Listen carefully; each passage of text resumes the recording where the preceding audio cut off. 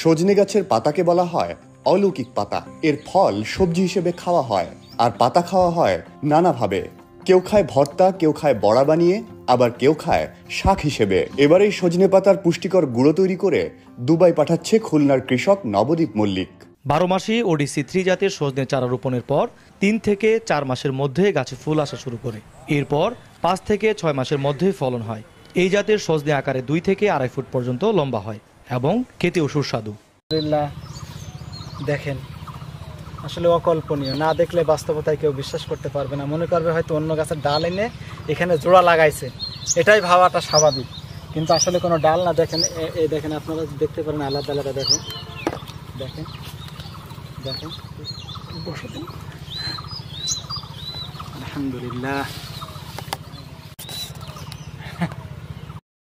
আমি রোপণ করার পর বাস্তবতার সাথে আমি মিল পেয়েছি।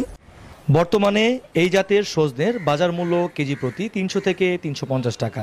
ভারতীয় জাতের আবাদ সম্পর্কে জানতে প্রতিদিন তার বাড়িতে ভিড় করছে স্থানীয় অনেক কৃষি উদ্যোক্তা।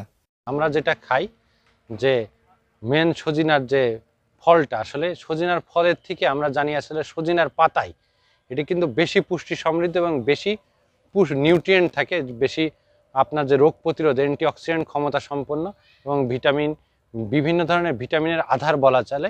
80 কেজি সজিনার পাতার গুঁড়া আমরা দেখছি যে সাতক্ষীরার চাইনা বাংলা যে মার্কেটটা আছে, ওখানেও সজিনার পাতার গুঁড়া 2000 টাকা করে কেজি বিক্রি হচ্ছে এবং উন্নত দেশগুলোতে আরও বেশি দামে বিক্রি হয়।